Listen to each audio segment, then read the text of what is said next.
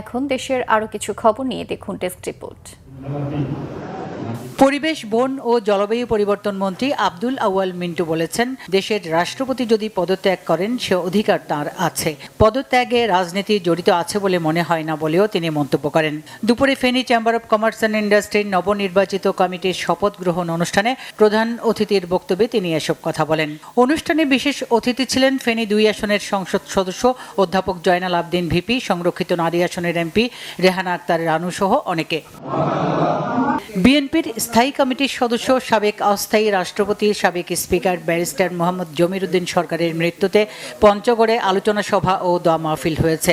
পঞ্চগড় জেলা স্টেডিয়ামে পরিবারের সদস্যদের পক্ষ থেকে এই আয়োজনে প্রধান অতিথি ছিলেন পানি সম্পদ প্রতিমন্ত্রী ফরহাদ হোসেন আজাদ। বক্তব্য রাখেন ব্যারিস্টার জমির উদ্দিনের বড় ছেলে ও পঞ্চগড় 1 আসনের সংসদ সদস্য ব্যারিস্টার মোহাম্মদ নওশাদ জমির, ছোট ছেলে ব্যারিস্টার নওফেল জমির সহ অনেকে।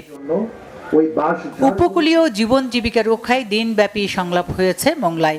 উপজেলা পরিষদ অডিটোরিয়ামে সংলাপের উদ্বোধনী অধিবেশনের প্রধান অতিথি ছিলেন পরিবেশ, বন ও জলবায়ু পরিবর্তন মন্ত্রণালয়ের প্রতিমন্ত্রী শেখ ফরিদুল ইসলাম।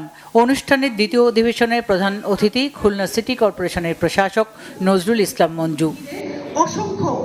জনগণের জন্য কাজ করতে চান, নিপীড়ক পুলিশ হতে চান না, এমন মন্তব্য করেছেন Chattogram metropolitan police commissioner. Chattogram press ক্লাবে সাংবাদিকদের সাথে মতবিনিময়কালে তিনি এমন মন্তব্য করেন। আমরা নিপীড়ক পুলিশ হতে চাই না। ডেঙ্গু প্রতিরোধ সহ স্বাস্থ্য সুরক্ষায় পরিচ্ছন্ন ও সবুজ চট্টগ্রাম গড়ার প্রত্যয়ে শুরু হয়েছে পরিচ্ছন্নতা কর্মসূচি।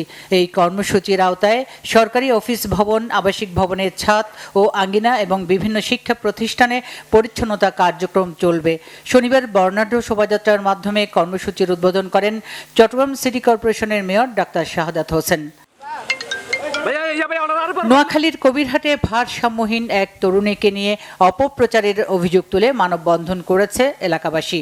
উপজেলার ধানশালিক ইউনিয়নের চর মন্ডলিয়া বাজারে এই মানববন্ধন ও প্রতিবাদ সমাবেশ হয়।